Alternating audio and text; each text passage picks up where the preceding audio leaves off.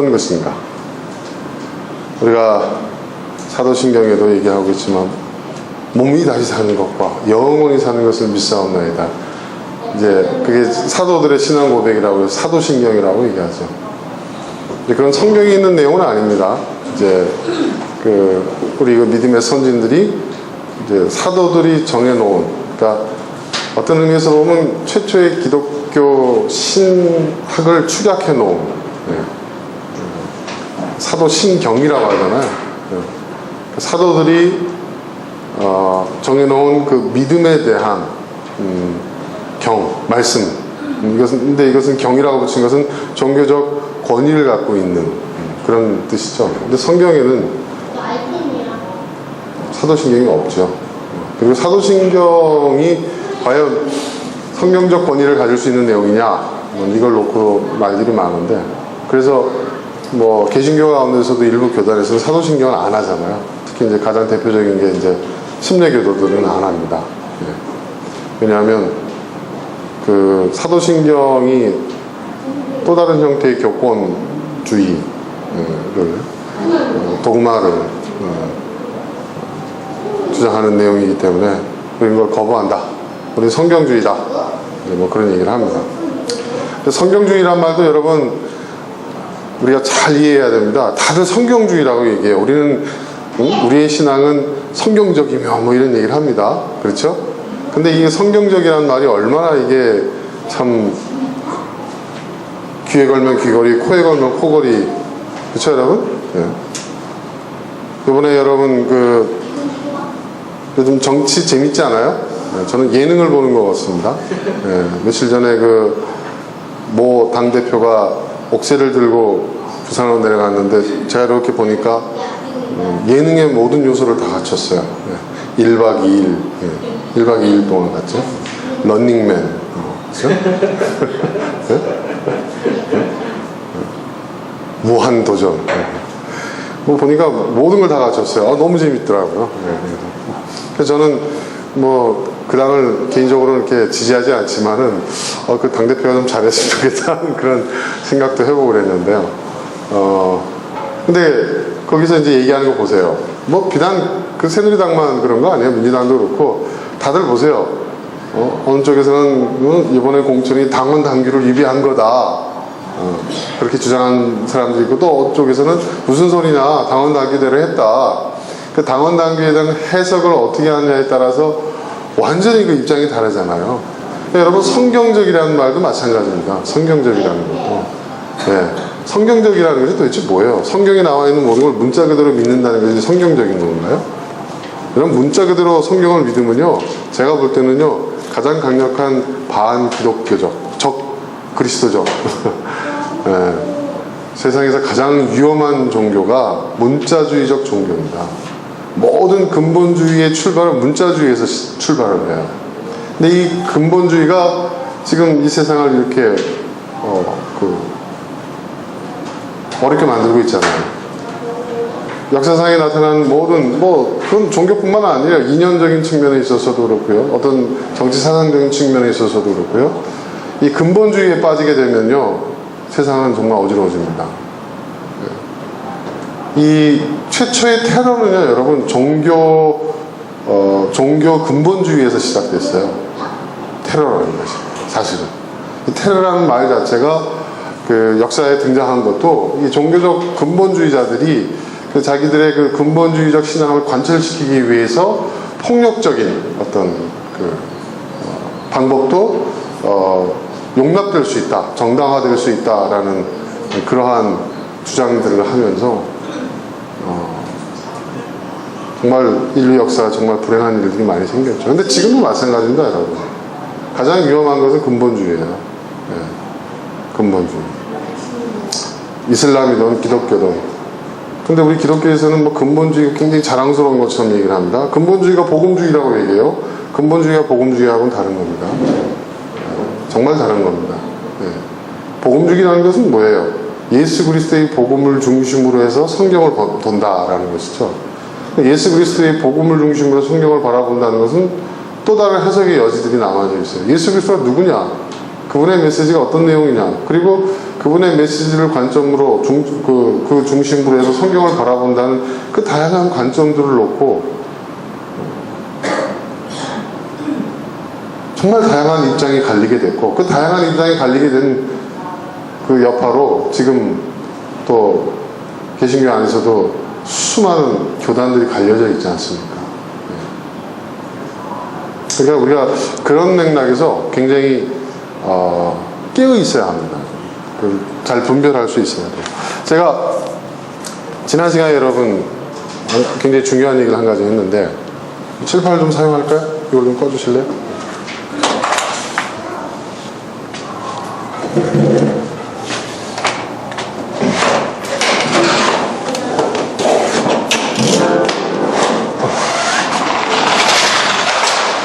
예.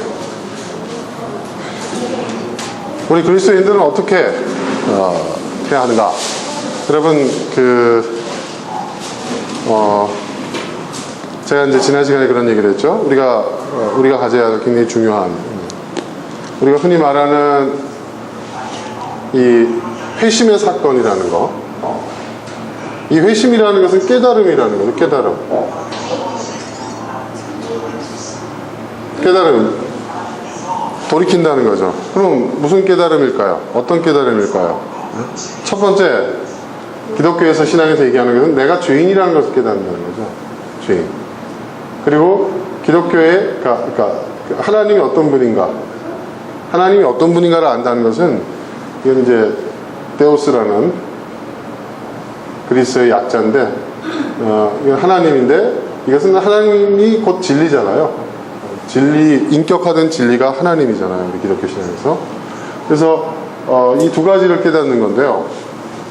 이 죄인이라는 것은 뭐냐면, 내가 도덕적으로 윤리적으로 범법자라는 것을 얘기하는 게 아니라, 여기서 죄인이라는 것은 내가 틀렸다는 것을 깨닫는 거예요. 내가 틀렸다. 내가 살아온 방식이, 내가 추구해온 가치가, 그리고 내가 포함된 이 세상이 추구하는 바가 틀렸다라는 것을 깨닫는 것이죠. 틀렸다는 것을 깨닫는 거예요. 자, 이 깨달음인데, 이 깨달음은 뭐라고 그랬습니까? 제가 어디서 얻어지는 거라고 그랬죠? 자, 우리는 세 가지의 눈을 가져야 된다고 했어요. 저는 이제 그걸 뭐라고 표현하냐면, 우리 그리스도인들은 Y형 인간이 돼야 된다.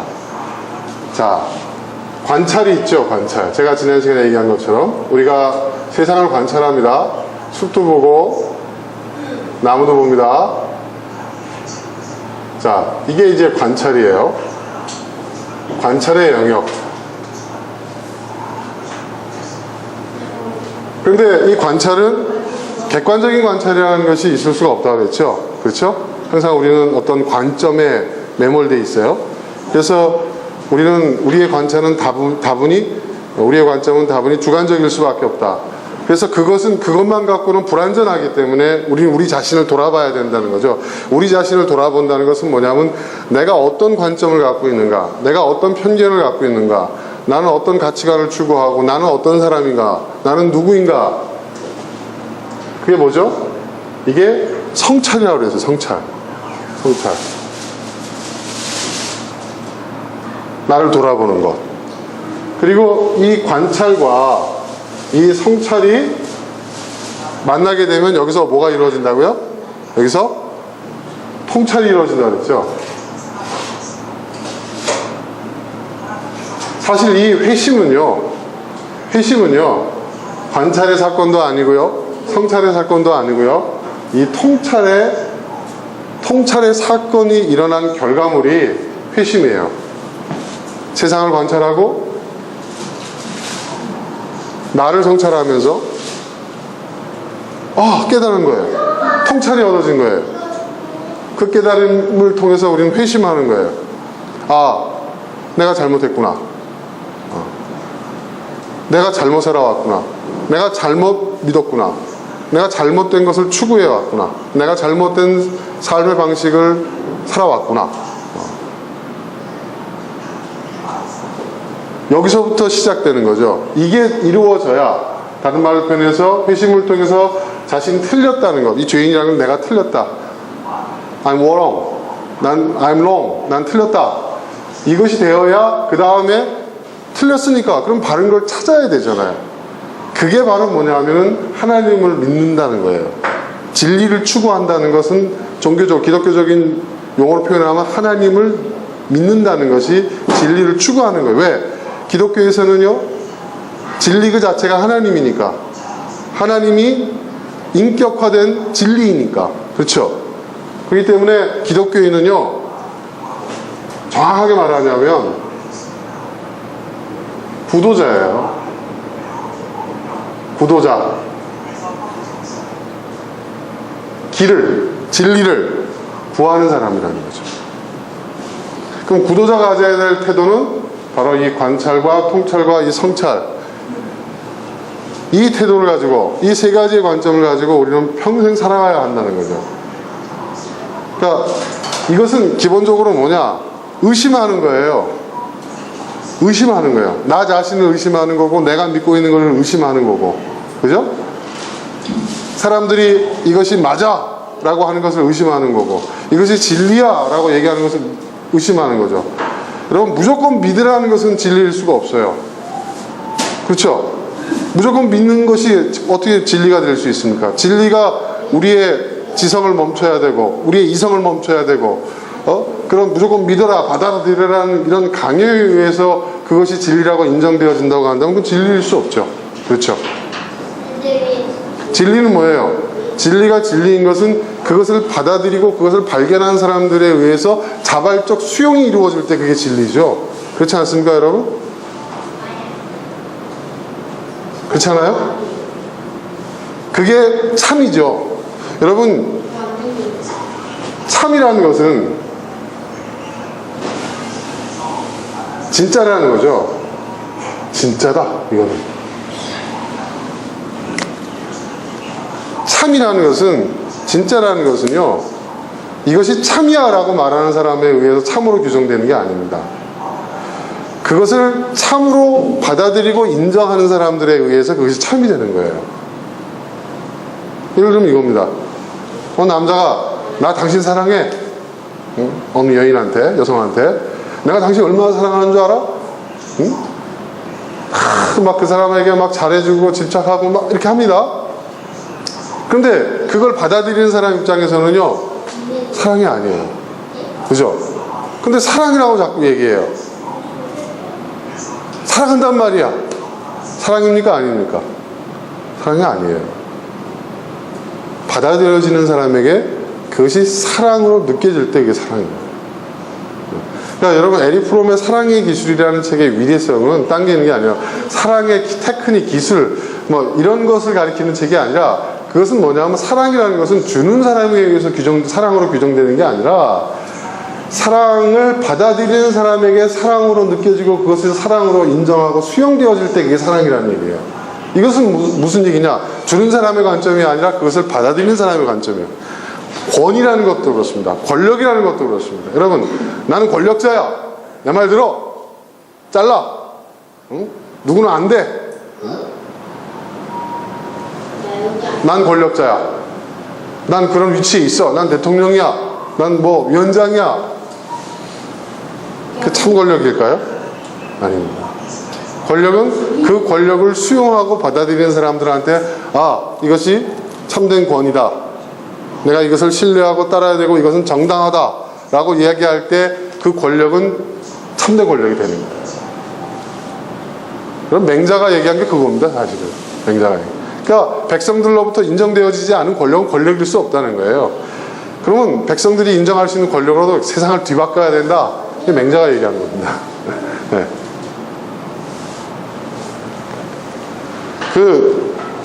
저는 이제 공자의 유교 사상을 굉장히 좋아하긴 하는데, 공자의 기본적인 유교의 주체들은 누구죠, 여러분?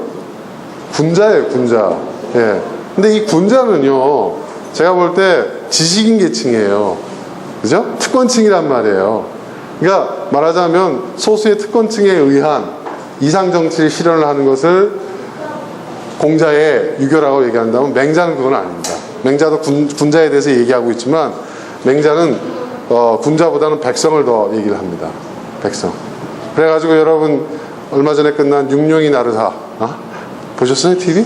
저는 요즘 가장 재밌게 봤던 TV 프로그램인데, 거기에 보면은 저 누굽니까? 정도정이가 그 이상국가 실현을 이렇게 하면서 그 일대 밀본이 되잖아요. 그 기본적인 사상이 공자에게서 기원하는 게 아니라 사실은 맹자에게서 오는 겁니다. 맹자에게서. 바꾸자 이거예요. 왕은 주인이 아니라는 거죠. 백성이 주인이다. 민본. 예? 민본. 예. 민본 사상.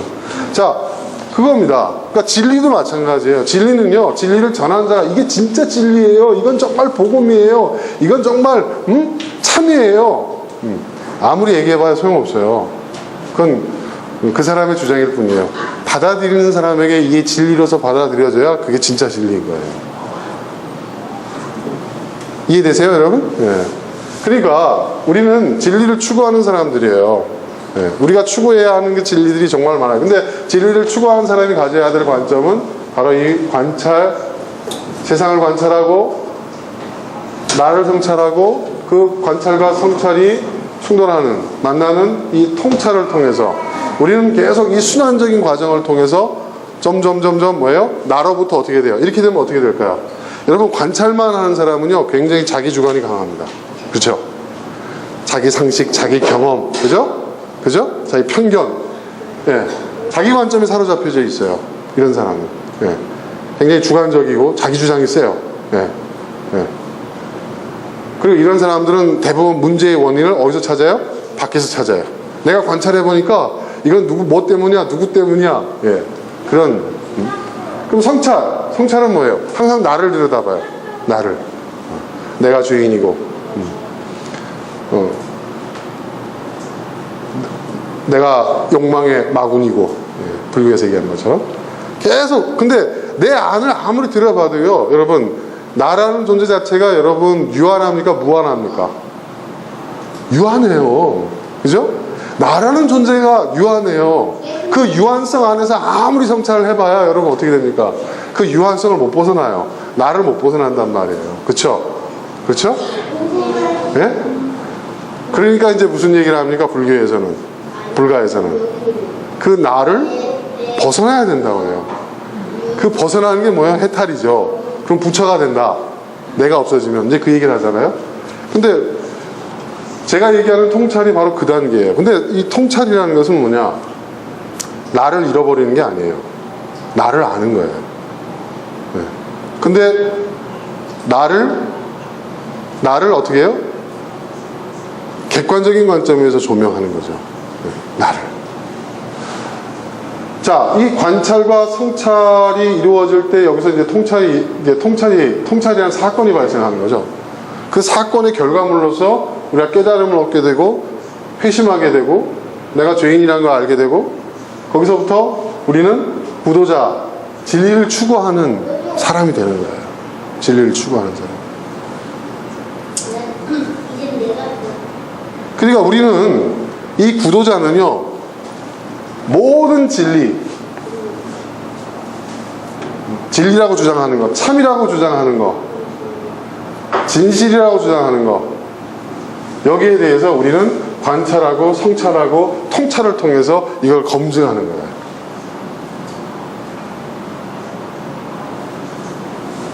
그러니까 이게 사실은요, 윤선준 목사가 지금껏 살면서 지금껏 뭐 신학 공부를 한 10여 년을 하고 수많은 책을 보고 또 현실 세계의 또 생활인으로서 제가 살아가면서 저는 그 두 가지를 다 이렇게 버무리면서 인생을 살아가면서 제가 깨달은 거예요. 핵심이에요. 네. 그러니까 여러분 이 관점에서 성경의 모든 걸 바라봐야 돼요. 부활. 자, 오늘 이런 틀에서 이제 부활을 보자 이거죠. 부활. 여러분 부활을 믿습니까?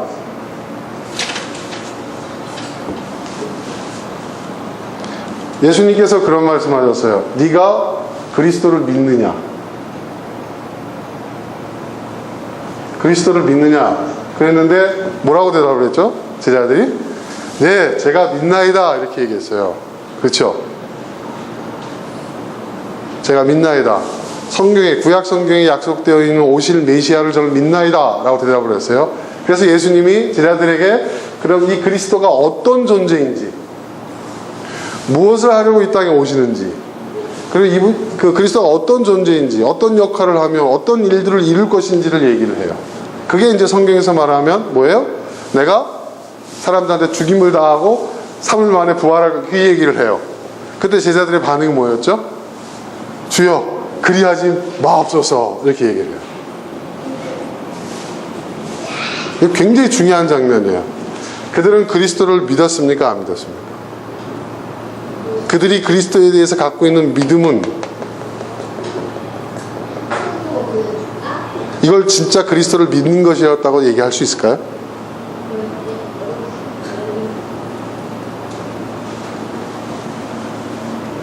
똑같은 문제가, 똑같은 상황이 예수를 믿는다는 사람들 사이에서 계속 재현되고 있는 거예요. 우리가 그리스도를 믿는다. 우리가 믿는 그리스도는 어떤 그리스도냐는 것이죠. 그렇죠? 우리는 믿습니다. 내가 교회 얼마나 열심히 다니고, 내가 10에 1조를 하고, 내가 얼마나 전도도 많이 하고, 내가 교회 봉사, 내가 주일로 빼먹지 않고, 내가 얼마나 교회 생활 열심히 하는데요. 그게 믿음 좋다고 우리는 얘기해요. 근데 그런 종교적 열심을 여러분 따지자면 유대인을 따라갈 사람들이 있습니까? 그렇죠? 게다가 제자들은 뭐예요? 가족까지 다 버리고 예수님을 따라 나선 사람이에요. 그렇죠? 여러분 그 열심, 그 열정 면에 있어서 여러분들이 제자들보다 낫다고 얘기할 수 있어요? 세 발의 피입니다, 여러분. 근데 그런 그들조차도 뭐예요? 그들이 믿었던 그리스도는 뭐예요? 그들의 그리스도였던 거죠. 정작 그리스도 자신이 오셨는데 뭐예요? 그들이 믿는 그리스도는 그들 눈앞에 있는 예수 그리스도가 아니라 그들이 믿어온, 그들이 기대해온, 그들이 희망해온 그리스도를 믿었다는 것이죠. 그렇죠? 굉장히 중요한 얘기예요. 예수님이 이 땅에 오신 그 사건 자체도 우리에게 여러분 말하고 있는 바가 뭐냐면, 사람들은, 유대교인들은 하나님, 야훼 하나님에 대한 믿음이 있었어요. 그런데 예수님께서 오셨어요. 그 예수님이란 존재가 굉장히 역설적 존재예요, 여러분. 과학적 증명의 대상이 아니라 사실은 그 종교적, 철학적, 존재론적 인 측면에서 보면 굉장히 역설적 존재예요. 왜? 그 사람은 뭐예요? 하나님을 나타내는, 그분은 하나님을 나타내는 존재로 우리의 역사 속에 오신 분이에요. 그렇죠? 그분은 뭐예요? 참 하나님이자 참 인간이라고 그랬잖아요. 100% 하나님이자 100%. 이걸 도대체 여러분 과학적으로 어떻게 증명해요? 이건 말도 안 되는 얘기란 말이에요. 그렇죠? 그런데 그건 무슨 얘기냐 하면, 처음부터 하나님께서 예수라는 사람을 예수를 보내는데 이 사람은 100% 신이야. 100% 신이고 100% 인간이야. 그런 줄 알아. 그리고 이분이 딱 오셨는데 사람들이 100% 신과 100% 인간 대신 그분이요, 이렇게 믿은 게 아니라는 거예요. 신학적으로는 우리가 완전한 참 하나님인 동시에 참 인간이라 이렇게 얘기를 하지만 사실은 이것이 먼저 선포된 게 아니라는 얘기예요. 그분을 보니까 그분에 대해서 설명을 하려면 이런 설명을 통하지 않고서는 이분의 존재성을 표현할 길이 없는 거예요. 그러니까 인간의 언어에 뭐예요? 우리가 설명할 수 있는 그 범위, 그 경계선 너머에 계신 분이라는 거죠. 근데 우리로서는 최대한 논리적 모순도 있고 과학적 그런 그 모순이 있지만, 그럼에도 불구하고 어떻게든 이분이라는 존재를, 인간에게 있어서 인류 역사 속에서 이분이라는 존재를 설명을 해야 하는데, 설명할 수 있는 방법은 이런 모순을 끌어안고서 설명할 수밖에 없는 그런 존재라는 거죠. 왜 그러냐? 이분은 뭐냐면 하나님이 어떤 분인가를 우리에게 보여주시기 위해서 오신 분이에요. 그죠? 성경에 의하면. 근데 이분을 통해서 하나님이 어떤 분인가를 우리가 알 수 있어요. 그러면 이분에 의하면 그 당시에 하나님을 믿는, 그리고 굳이 하나님이 아니라고 해도 신을 믿는, 절대자를 추구하는 모든 그 종교인들에게 너희들이 추구하는 절대자는, 너희들이 추구하는 그 신의 본원적 모습은, 그리고 유대인들을 향해서는 너희가 믿는 그 야훼 하나님의 참 모습은 이런 분이다라고 보여준 거예요. 그건 뭘 의미하는 거예요? 너희들이 믿고 있는 것은 너희들이 하나님을 믿느냐? 그죠? 너희들이 어떤 초월적 절대자를 믿느냐? 그죠? 똑같은 거죠. 믿느냐? 네, 우리는 믿습니다. 열렬히 믿습니다. 열심히 믿습니다. 라고 하지만 실제적으로 보면 뭐예요? 예수님께서 여러분 예루살렘 성에 입성할 때 난리가 났었죠? 사람들이 다윗의 자손이요, 막 그렇죠? 환영하고 열렬히. 그런데 그분이 메시아인 줄 알고 그리스도인 줄 알고 그분이 하나님의 대리자인 줄 알고 환영을 했는데 그분이 하는 행동을 보니까 자신들이 믿어온 그 하나님, 자신들이 기대하고 자신들이 희망했던 그 길과는 전혀 다른 길로 가시는 분이잖아요. 그러니까 어떻게 해요? 우리는 당신을 그리스도로 인정할 수 없어. 당신은 가짜야. 이렇게 얘기를 한단 말이에요. 그죠? 그쵸, 여러분? 참 놀라운 얘기예요. 그리고 이분은 참 인간이에요. 이 말은 무슨 말이냐면 하나님이 인간을 지으셨을 때 인간의 참된 본래의 모습이 어떤 모습인가를 우리에게 나타내 보여주시는 분이라는 거예요. 이분의 존재가. 그런데 이분의 모습을 이분의 그 참된 인간으로서의 이분의 모습과 현실 속에서 살아가는 인간의 모습은 너무나도 괴리되어 있잖아요. 너무나도 다르잖아요. 그렇죠, 여러분? 그러니까 예수는 어떤 존재예요? 여러분, 예수는요, 우리가 좋아하고, 우리가 사랑하고, 우리가 기뻐하고, 우리가 환영하고, 그런 분위기에 앞서서 사실은요, 우리한테 굉장히 불편한 분이에요. 굉장히 불편한 존재예요. 인류 역사에서 가장 불편한 존재가 사실은 예수라는 존재입니다. 왜? 예수는 하나님이 어떤 하나님인가를 우리에게 보여준 거예요. 그러니까 우리가 하나님에 대한 우리의 믿음이 다 거짓된 믿음이라는 것을, 잘못된 믿음이라는 것을 입증하는 존재고요. 우리 모든 인간들이 잘못 살고 있다는 것을, 우리가 그릇된 인간관을 갖고 또 그릇된 인생을 살아가고 있다는 것을 증명해 주는 존재예요. 이분이. 굉장히 불편한 존재인 거예요.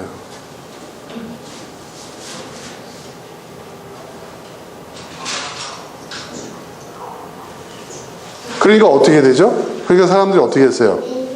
어떻게 했어요, 여러분? 어떻게 했죠? 죽여버렸어요. 없애버린 거예요.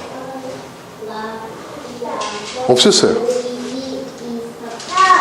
예수를 죽이는 데 있어서 모두가 다 동의를 합니다. 그렇죠? 그렇잖아요? 동의를 해요. 그 동의한 사람과 제자들도 동의하는 거예요. 제자들도 살기 위해서 예수를 배신했잖아요. 그렇죠? 그렇죠, 여러분? 빌라도도 동의를 했고, 그렇죠? 헤롯도 동의했고, 유대 백성들도 다 동의했고, 그렇죠? 다 모두가 다 동의가 있어요. 그러니까 여러분 뭐냐면 예수님이 죽는 걸 반대한 사람은 뭐 개인적으로는 몇몇 사람이 여기 언급될 수 있어요. 그건 감정적 차원, 정서적 차원이지. 모든 인간들이, 그 시대에 살고 있는 모든 인간들이 예수라는 존재를 죽이는데 다 동의를 했다는 거죠. 왜? 불편한 존재예요. 부정하고 싶은 존재예요. 예수라는 존재를 인정하는 그 순간, 그걸 받아들이는 그 순간, 모든 것이 다 무너지는 거예요. 종교가 무너지고, 그죠? 인생이 구축해놓은 모든 사회, 정치, 경제, 모든 게 다 무너지는 거예요. 그러니까 없애야 되는 거예요. 그래서 죽인 거예요. 그랬는데 이분이 어떻게 했다고요? 어떻게 했다고요, 여러분? 부활했대요. 이게 놀라운 일이죠. 그리고 부활하신 이분을 봤다고 하는 그 제자들을, 목격자들이 막 생겼어요. 심지어는 사도 바울은 살아생전에 이분을 보지도 못했는데, 게다가 이분이 세운 교회, 이분을 믿는 추종자들을 막 핍박하던 사람인데, 살아생전에 이분을 보지도 못했는데 부활하신 이 양반을 만나가지고 핍박자에서 어떻게 돼요? 전도자로 바뀌어요. 그러니까 여러분, 이걸 과학적으로 믿을 수 있어? 여러분, 과학적으로도 이분은 우리를 불편하게 하는 분이란 말이에요. 그런데 그런 사건이 일어나지 않고서는 설명되어질 수 없는 결과물들이 있는 거예요. 그 대표적인 인물이, 그러니까 여러분, 유대교에서 그토록 사도 바울을 죽이려고 했던 이유가 뭐냐면, 사도 바울이 예수님만큼 불편한 존재인 거예요. 그렇죠, 여러분? 열렬한 유대인 중에 유대인이었잖아요. 바리새인이었잖아요. 그죠? 게다가 그는 로마 시민권을 갖고 있었던 사람이에요. 그죠? 그러니까 예수를 죽인 사람들을, 그 죽인 사람들을 대표하는 그 대표성을 갖고 있는 인물이 예수를 따르게 된 거예요. 그렇죠? 그 얼마나 불편해요. 그러니까 사도 바울을 죽이려고 이렇게 난리가 났었던 거예요. 이 사도 바울이라는 존재가 예수의 부활의 가장 강력한 증거가 되거든요. 그렇죠, 여러분? 게다가 또 증거가 있어요. 제자들 어떻게 했어요? 예수를 십자가에 달려 죽이려고 할 때 어떻게 했죠? 다 예수를 부정하고 도망갔어요. 그 어린 요한. 그 당시에 요한이 몇 살이었냐면 아마 세은이 나이쯤 됐을 거예요. 세은이 나이쯤.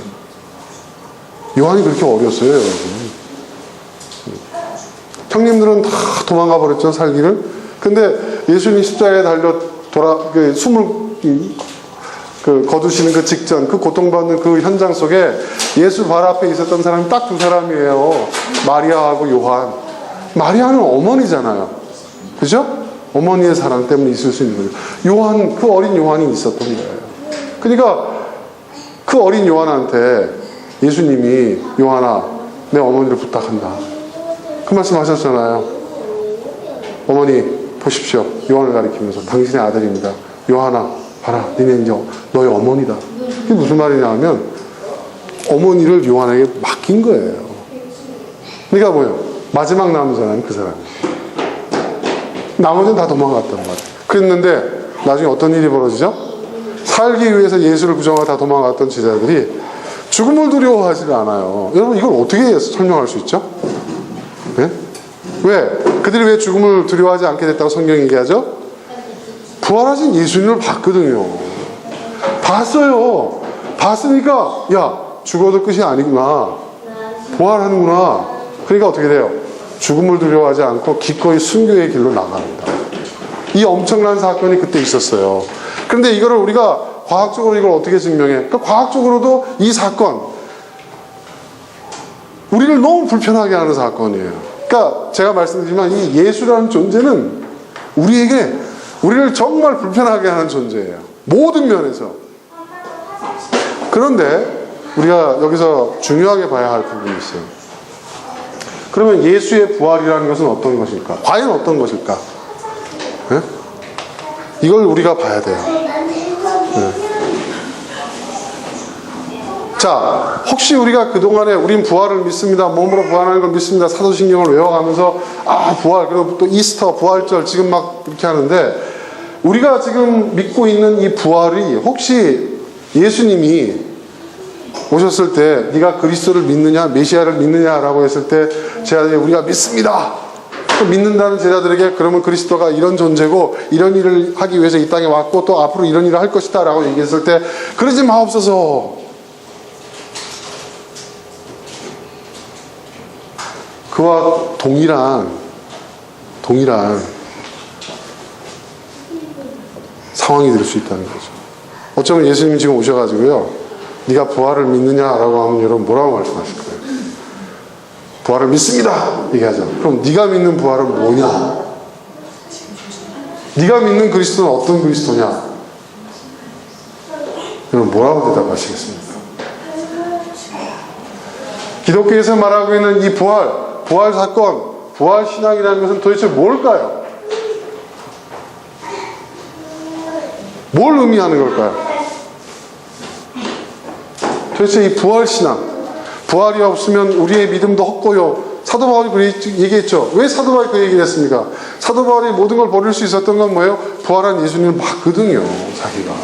그러니까 다 버렸잖아요. 그죠? 모든 걸 다 버리고 예수님을 따랐어요.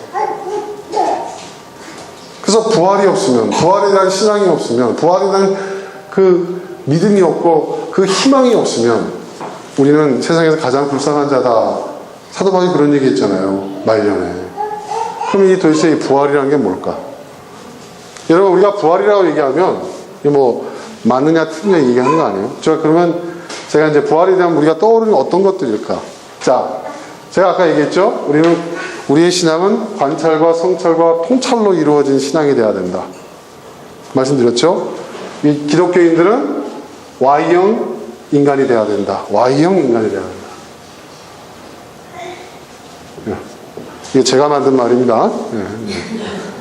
Y형 인간이 돼야 된다. 우리는 Y형 인생을 살아야 된다.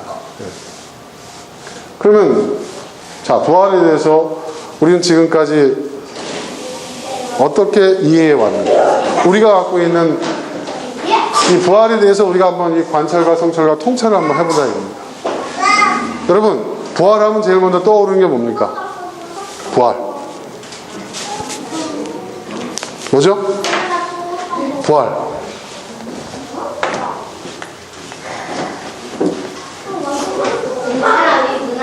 여러분, 우리 기독교 신앙 이렇게 접근해 볼까요? 우리 기독교 신앙에서 왜 부활이 중요할까요?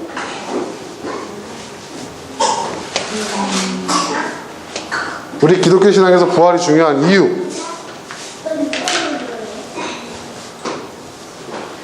왜 부활이 중요할까요? 자, 이런 얘기를 합니다. 이건 이제 기독교 조직 신학에서 얘기하는 건데요. 부활이라는, 예수님 왜 죽으셨냐? 왜 죽으셨죠? 우리가 그동안 배워온 거는 우리의 죄값을 사하기 위해서, 우리의 죄를 사하기 위해서. 사한다는 게 뭐예요? 우리의 죄값을 지불하기 위해서라는 거예요. 그 죄값을 지불하려면 죄 있는 사람이 죄값을 지불할 수 있어요? 죄 없는 사람이 죄값을 지불할 수 있어요? 예수님이 우리를 대신해서 죽으셨다고 하는데 우리의 죄의 삭은 뭐예요? 죄의 값은 뭐예요? 죽음이에요. 죽음이란 말이에요. 그럼 예수님이 우리의 죄값을 대신 지불하기 위해서 죽으셨다 이거예요. 십자가상에서. 그러면 예수님이 죄가 있는 분이 돼야 돼? 죄가 없는 분이 돼야 돼? 죄 없는 분이 돼야 돼요. 그래서 예수님은 뭐예요? 죄가 없다. 죄가 없다. 죄가 없는 분이 죄값을 지불했고 부활하셨다. 이 말은 뭐냐면 예수님이 부활하셨다는 것은 이분이 죄가 없으시다는 것을 우리에게 증명하는 가장 큰 증거다. 이렇게 얘기를 해요. 그래서 부활신앙을 우리는 포기할 수 없다. 부활을 부정하는 것은 예수님이 자기 죄값으로 죽었다. 이분도 죄를 지은 평범한 한 인간이라는 것을 뜻하는 것이기 때문에 우리는 부활을 포기할 수 없다라고 얘기합니다. 이게 여러분 기독교 조직신학에서 부활이 굉장히 중요한 이유, 그 첫 번째로 꼽히는 거예요. 그런데요, 이건 잘못된 접근이에요. 제가 여러분 앞서서도 말씀드렸지만 이것은요, 예수님이란 부활 사건이 생기기 이전에 만든 게 아니에요. 그렇죠? 예수님이 부활하신 사건이 벌어지고 난 다음에 왜 예수님이 부활하셨을까를 사람들이 따져봤을 거 아니에요. 그렇죠? 그 따져보고 그 부활 사건의 의미를 부여한 거란 말이에요. 그렇죠? 그렇죠?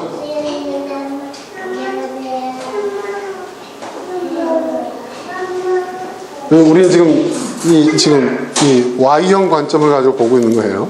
자, 두 번째, 이거는 이제 조직신학적, 교리적 관점에서 본 거고, 우리 개개인에게는 부활이 왜 중요하죠? 죽는 것으로 끝나는 게 아니다 라는 것을 예수님이 우리에게 입증해 주셨다는 거예요. 그렇죠? 그거 아니에요, 여러분? 사실 그게 제일 큰 거 아니에요, 우리한테는요? 그죠? 죽음으로 끝나. 사망을 이기셨다. 예수님이 죽음을 이기셨다. 예. 죽음을 이기셨다. 죽음을 이기셨다 이거예요. 그러니까 뭐야? 죽지 않고 예수 믿는 사람도 부활한다. 영원히 살 수 있다. 몸이 다시 사는 것과 영원히 사는 것을 믿사옵나이다. 이렇게 기도를 한단 말이에요. 그죠? 우리는. 그럼 부활이라는 것이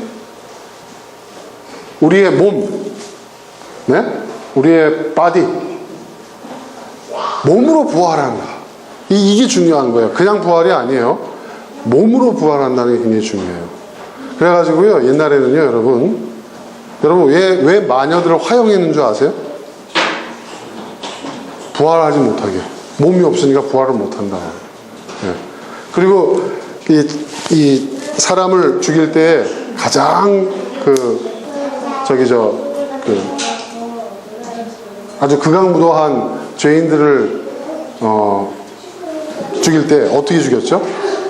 목을 쳤잖아요. 참수형. 그렇죠? 그리고 육신을 훼손시켰잖아요. 네? 동양에서도 능지처참시키고 그랬잖아요. 몸을 훼손하면 다시 어떻게 돼요? 어떻게 돼요? 부활할 몸이 없는 거예요. 그러니까 부활할 수 없다고 생각하는 거예요. 이게 몸으로 부활하는 것에 대한 그 미신이 이 서양 역사 속에서 어떻게 잘못 이해되고 전파된 그 여파라고 볼 수도 있는 거죠. 근데 과연 예수님의 부활이 몸으로 부활한 건가?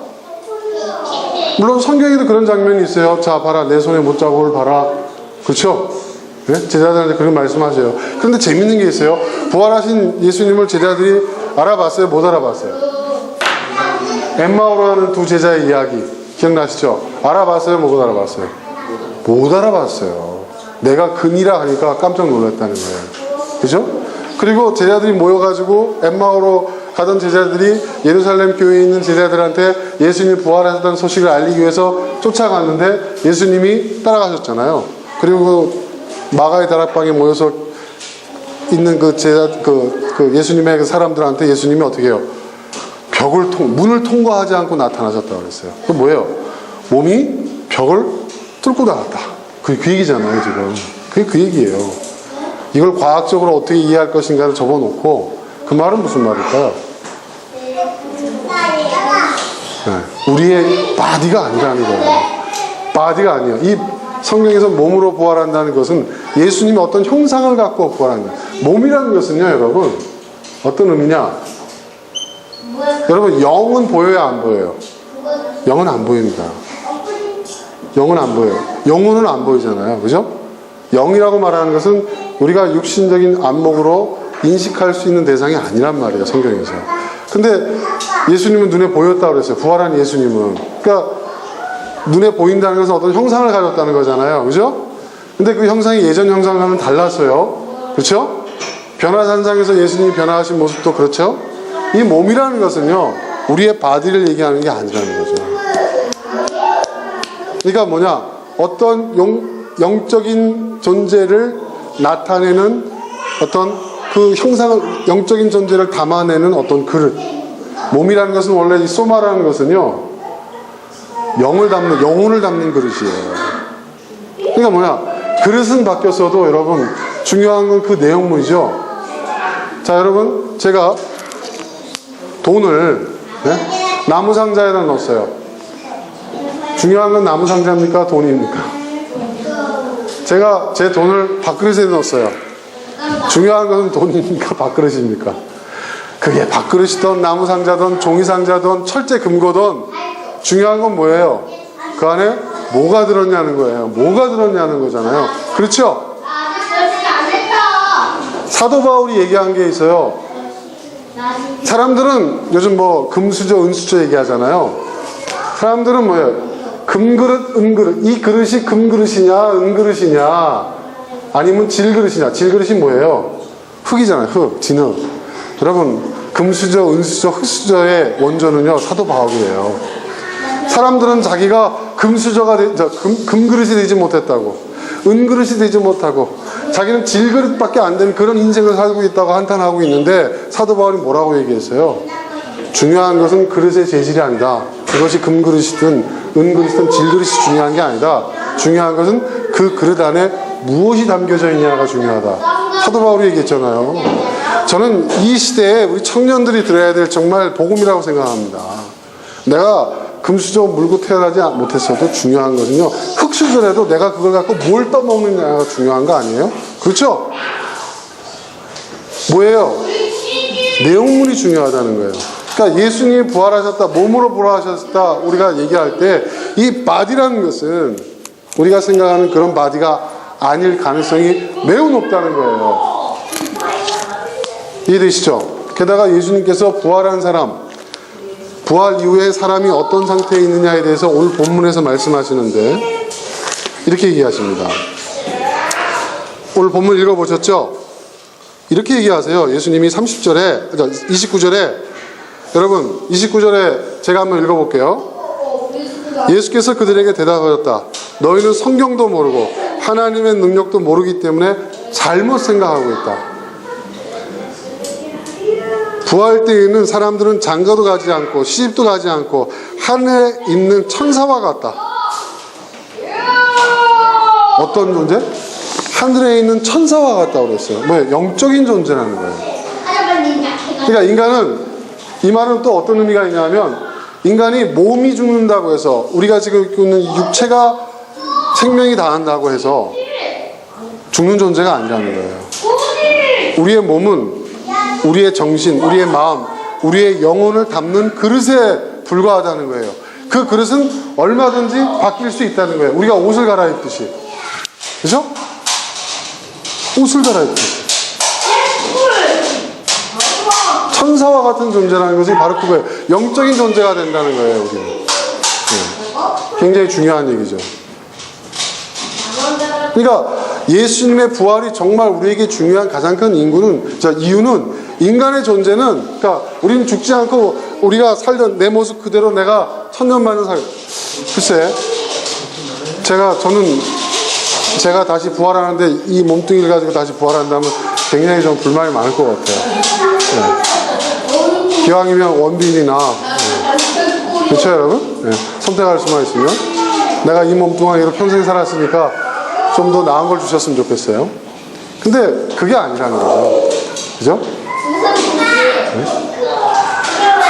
우리의 부활, 그러니까 이 말은 무슨 얘기냐면 인간은 육신의 수명이 다한다고 해서 사라지는 존재가 아니라는 거예요. 인간은 영적인 존재라는 거예요. 인간의 몸이 곧 인간이 아니라는 거예요. 우리 자신이 아니라는 거예요. 이 몸 안에 있는 우리의 마음, 우리의 정신, 우리의 영혼이 진짜 우리라는 거예요. 부활의 사건이 중요한 이유는 그걸 우리에게 일깨워 준 거예요. 그것을 일깨워 준 거예요. 죽음으로써 끝나는 것이 아니라는 거예요. 죽음으로써 끝나는 것이 아니에요.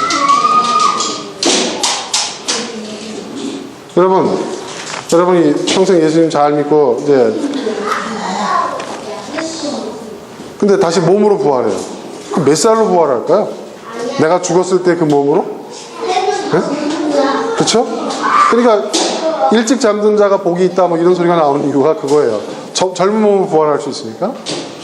그렇죠 여러분? 또 그러니까 이제 거기에 대한 질문이 많으니까 이렇게 대답하시는 분들도 있었어요. 예수님의 나이가 33세인데 평균 33세로 부활하게 될 것이다.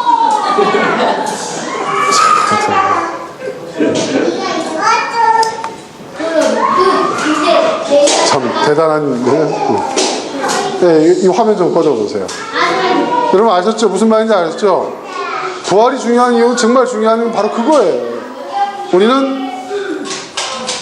우리의 존재는 몸의 수명, 우리 육체의 수명이 다한다고 해서 끝나는 게 아니라 진짜 우리는 이 육체 속에 있는 우리의 마음, 우리의 정신, 우리의 영혼이라는 거죠.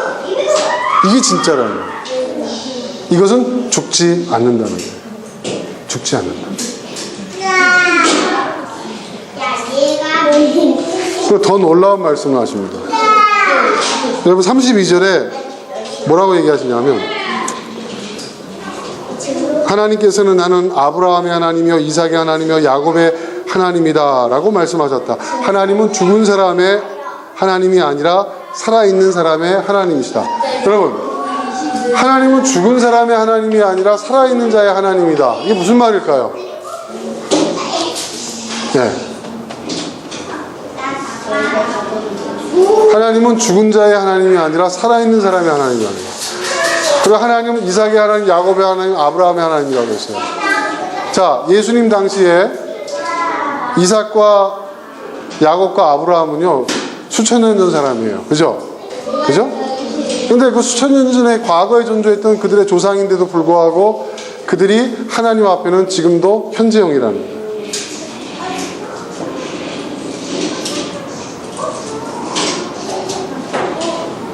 그리고 하나님은 더 나아가 죽은 자의 하나님이 아니라 살아있는 자의 하나님입니다. 이 말은 바꿔 말하면 무슨 얘기인 줄 아세요?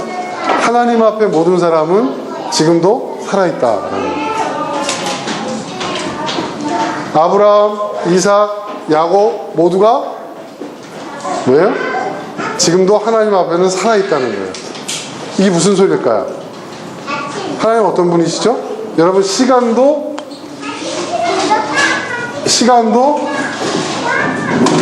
하나님의 창조물이에요. 그죠? 성경에 의하면 시간도 스스로 생기는 게 아니에요. 그러니까 시간은 뭐예요? 창조물이기 때문에. 여러분 모든 창조물은요 특징이 있어요. 여러분 창조되어진 모든 것들은요 상대성을 갖고 있어요. 이게 그 아인슈타인 박사의 상대성 이론의 아주 중요한 핵심 중에 하나가 그거예요. 여러분 창조물은요 다 상대성을 갖고 있어요. 창조물이 아닌 창조자만 절대성을 갖고 있어요. 그렇죠? 상대성을 갖고 있다는 것은 뭐냐면 시간도 창조물인 것을 증명하는 거예요. 왜? 시간도 같이 흘러가지가 않아요. 우주 안에서 시간은요 제각각 흘러가요. 그렇죠 여러분? 영화 인터스텔라에서 제가 했던 얘기가 바로 그 얘기잖아요. 시간은요 여러분 제각각 흘러요. 그렇죠? 시간은 뭐의 지배를 받아요? 여러분 공간과 중력의 지배를 받는다고 그랬죠? 이건 과학적으로 입증이 된 사실이잖아요. 그죠? 공간과 중력의 입증을 받아요. 그러면 지배를 받아요. 그러면 여기서 그러니까 중력이 큰 데서는 시간이 굴절돼서 흐른다고 하잖아요. 그래가지고 블랙홀에서의 시간과 블랙홀 밖에서의 시간이 달라진다는 거예요. 그리고 별의 공간과 중력에 의한 질량의 차이에 의해서 시간이 다르게 흘러요. 목성에서의 하루와 지구에서의 하루가 다르단 말이에요. 그렇죠 여러분? 어려우세요? 이건 뭐야? 시간의 상대성이라는 거예요. 이 말은 뭐냐? 시간도 창조물이라는 거예요. 이해되시죠? 그러면 기독교 신앙에 의하면 시간은 누가 창조하셨어요? 하나님이 창조하셨어요. 창조자는 창조물에 영향을 받아야 받지 않아요. 받지 않죠. 그러니까 무슨 얘기예요?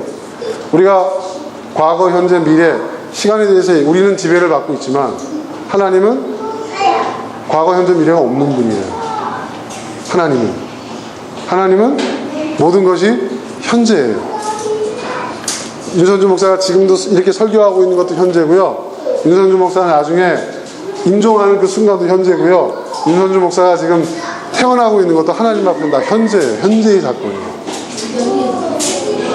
그래서 하나님한테는요, 하나님은요, 천년이 하루 같고 하루가 천년 같다는 얘기가 하나님은 시간을 초월하신 분이라는 얘기죠. 그렇기 때문에 하나님은 죽은 자의 하나님이 아니라 살아있는 자의 하나님입니다. 하나님은 영원한 현재성이라는 거예요. 여러분 하나님의 중요한 신학적 특성이 뭐냐? 무소불위라는 말이 있어요. 여러분 무소불위가 뭐예요? 하나님 없는 것이 없다는 거예요.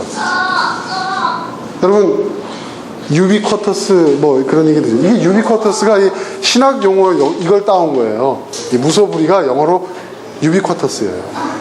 없는 것이 없어요. 없는 것이 없으려면 어떻게 해야 됩니까? 하나님은 시간을 초월해 계셔야죠. 그렇죠? 그러니까 그 말은 다른 말로 말하면 하나님에게는 모든 것이 다 현재라는 거예요. 하나님의 관점에서 바라보면 여러분은 영원히 살아있는 존재라는 거예요. 그러면 우리의 관점에서 보면 우리는 시간과 공간의 지배를 받기 때문에 우리는 과거, 현재, 미래로 이렇게 보고 있지만 우리를 창조하신 하나님의 관점에 보면 우리는 영원한 현재예요. 우리는 영원히 살아있는 거예요. 우리의 시간 속에서 잘 보세요. 우리의 시간 속에서 시간은 흐르잖아요. 우리의 시간 속에서 과거가 있고 현재가 있고 미래가 있는데, 자, 우리가 여기서 죽었어요. 우린 여기서 끝났다고 생각해요. 근데 하나님 보시기에는요, 아니에요. 하나님 보시기에는요, 우리는 존재는요, 존재하는 모든 것은요 사건이에요. 굉장히 중요한 얘기입니다. 사건입니다. 사건. 자, 여러분, 예수님이, 자 보세요, 예수님이 이 땅에 오셨어요. 자, 그러면 이제 그런 얘기 합니다. 예수님이 오시기 이전에 죽은 사람들, 예수님의 십자가의 공로로 모든 인류가 다 구원을 받았다고 한다면, 우리는 시간의 지배를 받고 있기 때문에, 그럼 예수님의 이전인 사람들은 어떡하냐? 또 공간적 지배를 제약을 받기 때문에, 그쵸? 복음이 전해지지 않고 교회가 세워지지 않은 저 아프리카 오지나 섬나라는 어떻게 되는 거냐? 우린 그런 얘기를 해요. 왜? 우리는 시간과 공간에 제약을 받는 존재이기 때문에. 우리의 입장에서 보면, 우리가 관찰하면 그렇게 돼요. 그쵸? 우리가 관찰하면. 그죠? 그런데 이 모든 것은 누가 주도한 거예요? 하나님이 한 거예요. 히스토리 아니에요. 그가 하신 거 아니에요. 그죠? 그가 주도하신 거예요. 하나님께는 시간과 공간이 의미가 있어요, 없어요? 없어요. 그러니까 예수님이 2000년 전에 오셨건, 지금 오셨건, 1000년 전에 오셨건, 아니면 원시시대에 오셨건 간에 예수님이 오셨다는 그 사건 자체만 중요한 거예요. 하나님께. 이해되세요? 이해되시냐고요? 굉장히 중요한 얘기입니다. 그러니까 여러분, 이러한 관점에서 우리가 부활을 봐야 돼요. 이런 관점에서 부활을 봐야 돼요. 이러한 관점에서. 자, 여러분,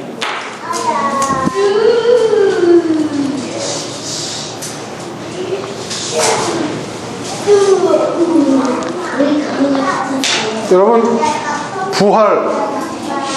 부활이 영어로 부활을 뭐라고 표현하죠? 부활을 가리키는 단어. 네? 여러분, 생각나는 대로 얘기해 주세요. Resurrection. 네.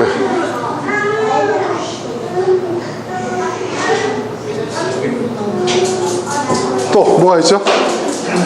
이게 알이 두 개라는 걸 조심해야 됩니다. 또 뭐가 있죠?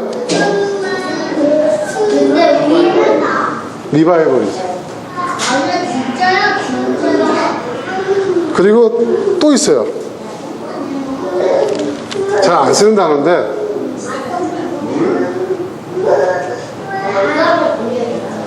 이런 단어 보신 적 있어요? 네. 린스테이트라는 단어입니다. 그리고 일반적으로 쓰는 거, 일반적으로 미국 또 영어권 교회 교인들이 부활을 얘기할 때 일반적으로 잘 쓰는 용어가 있죠. 뭐죠? 우리 일상생활에도 쓰는 용어예요.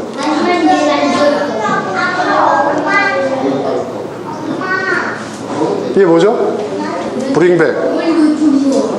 근데 사실 이 브링백이라는 말이 무슨 뜻이죠?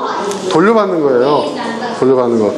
이 용어를 어디서 제일 많이 쓰냐 하면 공항에서 많이 쓰잖아요. 수화물 잊어버렸을 때 브링백 서비스 뭐 하면서 오잖아요. 그죠? 집까지 찾아오는. 이 브링백, 돌려받는 거예요.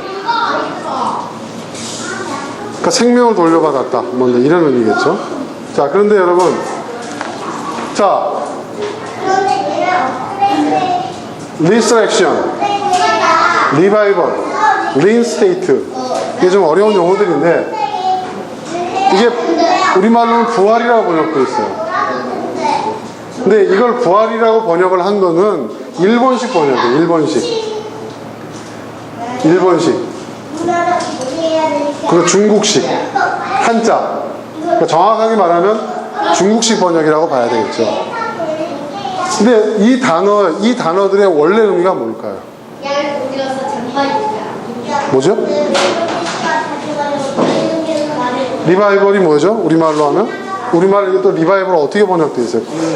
부흥으로 번역하죠. 부흥. 네?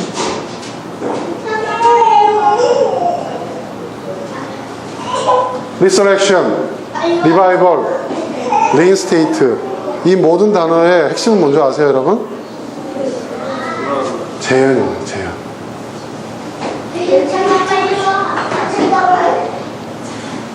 재현. 재현이 뭐죠? 여러분, 우리가 오늘 성만찬 하잖아요. 이 성만찬을 하는 이유가 뭡니까? 예수님이, 그래, 2000년 전에 우리를 위해서 십자가에 달려 피 흘리시고, 몸을 찢으시고, 고통받으셨지. 예수님, 제가 정말 예수님의 은혜를 잊지 않겠습니다. 정말 잘 믿겠습니다. 하고 우리가 떡과 포도주를 마시는 그런 의미로서만 성만찬을 하는 거라고 그랬어요?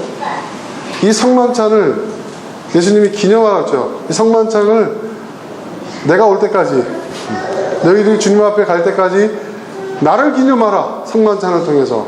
이 기념이라는 게 뭐라고 그랬죠? 뭐랬죠? 이 재현이에요. 이건 뭐냐? 그때의 그 사건이 그때의 사건으로 끝나는 게 아니라 뭐예요? 오늘의 사건으로 재현되는 거예요. 이게 Resurrection, Revival, Reinstate, 부활로 번역되어 있는.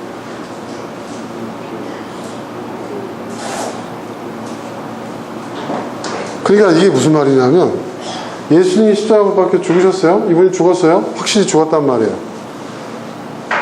죽으면 끝나는 거란 말이에요. 다 끝나는. 죽이면 다 끝나는. 이 불편한 존재를 죽임으로써 모든 게 다 끝났다고 생각을 했는데 죽었는데 끝이 안 돼요. 죽었는데도 그의 존재는 계속돼요. 그죠? 죽음이라는 과거의 사건도 뭐예요? 죽음도 단절시킬 수 없는. 네. 여러분, 영혼이라는 게 뭘까요? 영혼. 우리가 생각하는 영혼이래요. 영혼이 죽지 않고 산다. 우리 영혼이 산다. 이 말은 우리 어떻게 생각합니까? 우리는 그래요. 내 나이가 이제 제 나이가 이제 50이 넘었으니까 51, 52, 53, 100살, 200살, 300살, 계속해서 1000살 나이를 먹고 대신 죽지를 않고 그냥 계속 시간의 흐름은 계속 되는 것이 우리는 영혼이라고 생각해요. 그렇죠, 여러분? 그런데요, 성경에서 말하는 영혼은 그게 아니에요. 시간의 흐름이 계속 되는 것이 영혼이 아닙니다. 성경에서 말하는 영혼은요, 현재가 계속되는 거예요. 현재가 계속되는 거예요.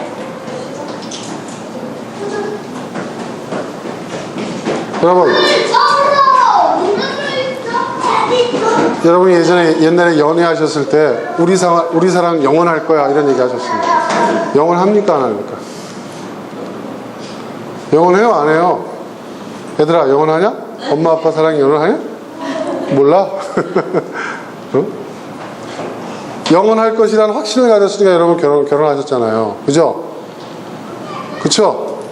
아니에요?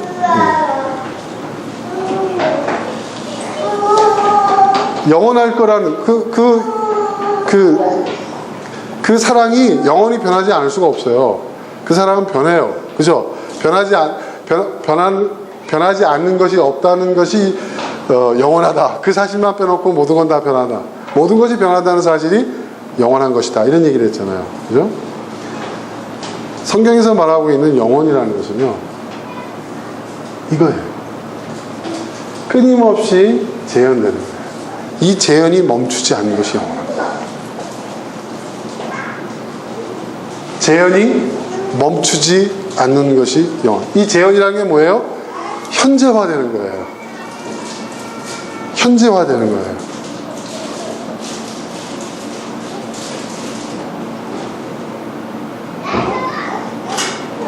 그러니까 우리가 영원히 산다는 말은 무슨 얘기냐면 내가 죽지 않고 계속 나이를 먹어간다는 얘기가 아니라 우리가 영원히 산다는 것은 무슨 말이냐면 나의 삶 속에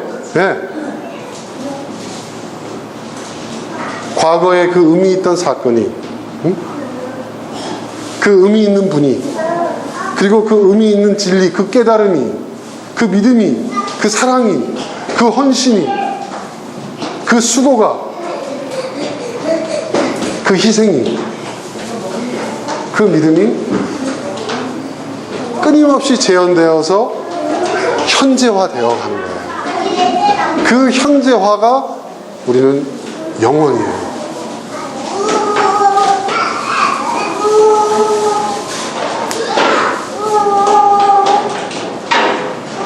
그래서 우리는 그것이 바로 영원히 사는 거예요. 자, 여러분 보세요. 예를 들어서 옛날에 그 셰익스피어의 그 작품이 지금도 읽혀지잖아요. 그죠? 셰익스피어 작품이. 근데 셰익스피어 작품이 그 시대의 셰익스피어 작품을 읽었었을 시대 그 세기에 영국인들이 이해했던, 받아들였고 그들이 읽었던 그 셰익스피어의 그 작품이 그대로 끝난다고 한다면, 셰익스피어 작품이 지금 이 수백 세기가 흘렀는데도 불구하고 계속 사람들이 읽혀질까요? 아니잖아요. 그죠? 제가 로미오와 줄리엣에 관련되어 있는 영화만 제가 한 5편을 봤거든요. 전혀 다른 해석이에요. 네. 여러분들이 잘 알고 있는 그 뭐 올리비아 하세하고 그 누굽니까? 그 옛날 영화뿐만 아니라 최근에 그 뭐 디카프리오가 나온 영화가 있고 더 최근에 나온 영화도 있어요. 셰익스피어의 로미오와 줄리엣이 끊임없이 재해석되는 거예요. 그게 뭐예요? 재현되는 거예요. 그리고 우리 시대의 시각으로, 우리 시대의 관점으로 관찰되어지고 성찰되어지고 통찰되어져요. 현재화되는 거예요. 로미오와 줄리엣은 영원히 삽니다.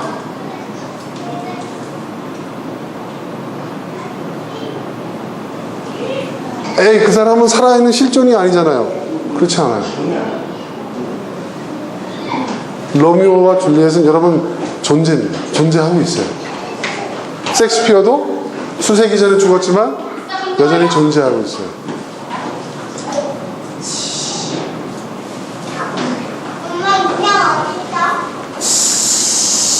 이것이 우리에게 부활이 중요한 이유입니다. 부활은 우리에게 인간이라는 존재가 이 시간의 제약을 넘어설 수 있는, 영혼을 바라보고 영혼을 희망할 수 있는, 그리고 실제로 영혼을 가능하게 하는 그 가능성을 우리에게 일깨워준 사건이라는 거죠. 그러니까 여러분, 우리가 영원한 사랑, 그러니까 우리가 사랑을 영원히, 그러니까 그 사랑 그 자체가 영원히 보존되는 게 아니에요. 무방부 처리제가 돼가지고. 사랑은요, 가만히 내버려 두면요, 계속 어떻게 돼요, 여러분? 네? 사랑이, 네?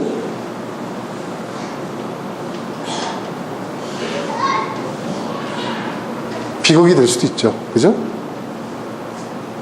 그런데 우리에게 무엇이 있냐면, 끊임없는 관찰과 성찰과 통찰을 통해서 거기서 우리가 얻어진 것들을 끊임없이 우리는 재현할 수가 있어요. 다시 오늘 성만찬을 통해서 예수님의 그 십자가의 사건이 과거의 사건이 아니라 오늘 나의 사건으로 재현되어 현재화되는, 그래서 그 사건이 그 시대의 사건으로 끝나는 것이 아니라 오늘 나의 삶 속에서 현재화되는, 그래서 예수님의 그 십자가의 죽음의 의미가, 그 가치가, 그 정신이 현재의 나의 삶 속에서도 살아있는,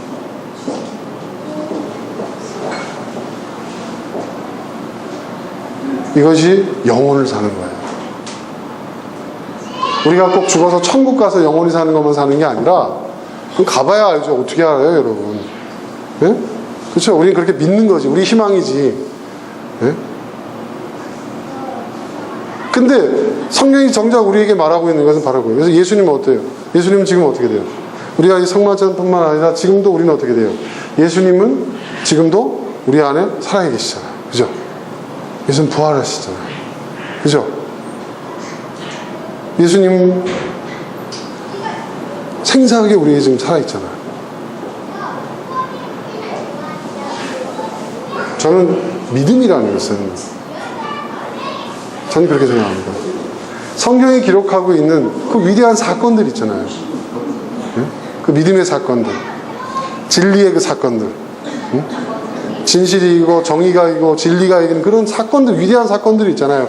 그 사건들이 과거에 그런 일이 있어서 주여 이런 일이 나에게 이루어질 줄로 믿습니다. 이런 일들 나에게 이루어주세요라고 기도하는 게 믿음이 아니라 그 사건이 나의 삶 속에, 오늘 나의 삶 속에 재현되어지고 그것이 현재화되어서 계속 리바이벌 되는, 계속 레저렉션 되는 그러한 삶을 살아나가는 것이 부활의 신앙이고 부활의 정신이고 그것이 우리 기독교의 믿음이라고 저는 생각합니다. 이것이 없으면 백날 교회 다녀봐야 바뀌는 게 하나도 없어요. 달라질 거 없어요. 우리는 종교 생활만 하는 겁니다. 이것이 우리 기독교 신앙의 저는 핵심이라고 믿습니다. 그리고 이런 신앙을 추구해온 우리의 믿음의, 소수이긴 하지만 우리의 믿음의 선진들이 있었기 때문에 그들에 의해서 역사가 이렇게 발전해 왔다고 저는 생각합니다. 그러니까 여러분, 우리가 성경을 읽는 이유가 뭡니까? 과거에 이런 일들이 있었지. 그래, 아브라함이 그랬어. 요셉이 그랬어. 이야, 참 지혜로웠다. 하나님 요셉에게 주셨던 축복을 우리 아들에게 주십시오. 아브라함에게 주셨던 축복 저에게도 주십시오. 아멘, 할렐루야 하고 성경서에 듣고 이게 달까요? 우리의 신앙이 달까요? 어떻게 하면 내가 오늘의 이 시대에 아브라함으로서 살아갈 수 있을까? 어떻게 하면 우리 아이가 이 시대에 요셉이 될 수 있을까?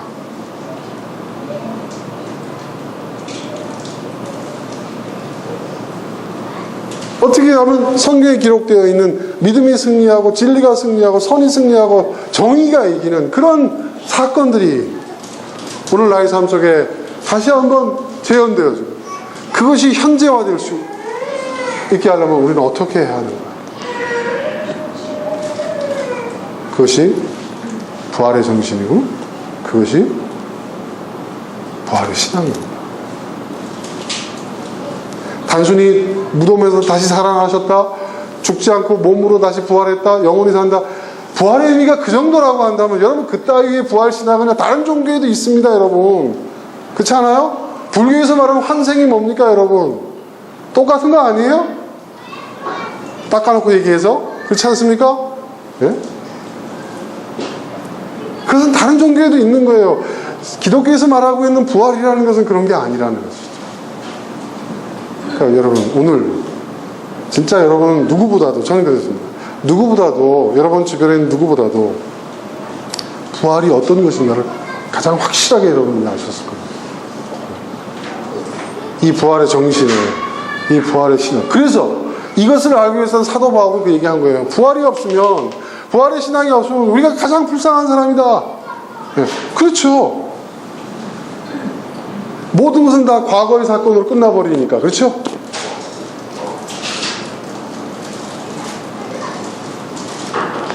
부활의 신앙으로 승리하는 우리 모두가 될 수 있기를 주님으로 축원합니다.